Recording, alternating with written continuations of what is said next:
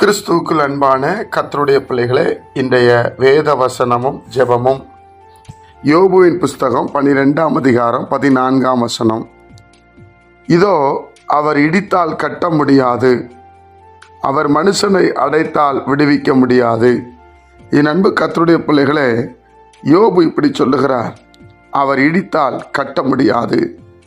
தேவனுடைய பிள்ளைகளே, ஆண்டவர் மாத்திரம் நம்ம ஏதோ ஒரு காரியத்திற்காக வெறுத்து தள்ளாதபடி நாம் நடந்து கொள்ள வேண்டும்.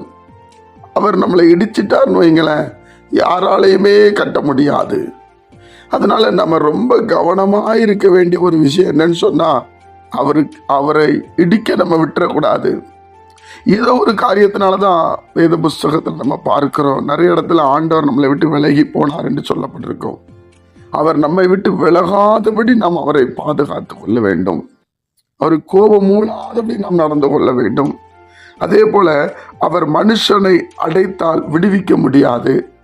சிலர்லாம் ஏன் மாறல ஆண்டவரே, ஏன் மாற மாட்டாங்க ஆண்டவரே என்று கேட்கும்போது இந்த வசனம் நமக்கு பதில் சொல்லுகிறது. தேவனுடைய பிள்ளைகளை எல்லா மனுஷனும் நல்லா இருக்கணும்னு அவர் விரும்புகிறாரு. எல்லா மனுஷனும் மனம் மாறணும்னு அவர் விரும்புகிறாரு. அதனால அவரே இடித்து அவரே அடைத்தால் விடுவிக்க முடியாது, அவர் இடித்தால் கட்ட முடியாது. என்னுடைய பிள்ளைகளே, கர்த்தர் ஒரு மனுஷனுக்கு உதவி செய்யவில்லை என்றால் மனுஷனுடைய எல்லா பிரயாசமும் வெறுதாவாக தான் போகும்.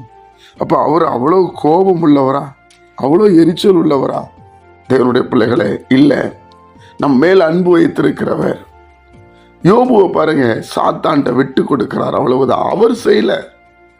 அவர் செஞ்சா இவ்வளோ இழப்புகள் அவர் இழக்க விட மாட்டார். ஏன்னா அவர் கொடுத்த ஆசீர்வாதம்.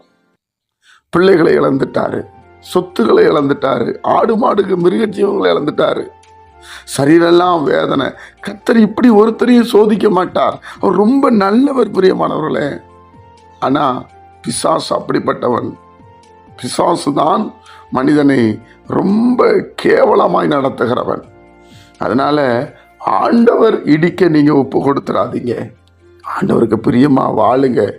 பாவம் செய்தா மனம் திரும்ப ஒப்பு கொடுங்க. ஆண்டவரே ஆண்டவரே ஆண்டவரேன்னு சொல்லுங்க. நீங்க ஒன்றும் இந்த பூமியில கொண்டு போக போறதில்ல, எதையும் சுமந்துட்டு போக போறதில்ல. 40 வயசுல மரணம் வருகிறது, 10 வயசுல மரணம் வருகிறது. நீங்க இதை ரொம்ப கவனமா நம்ம வாழ வேண்டும் பிரியமானவர்களே. அவர் இடித்தால் கட்ட முடியாது, அவர் தான் கட்டணும். அவர் அடைத்தால் அவர் தான் விடுவிக்கணும்.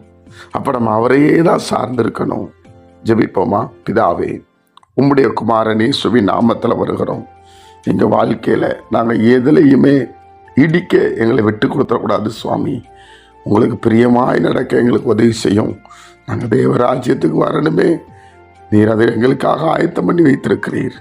ஆண்டவரே, குற்றங்கள் குறைகளை மன்னியும், நிதானமாய் பேச உதவி செய்யும்.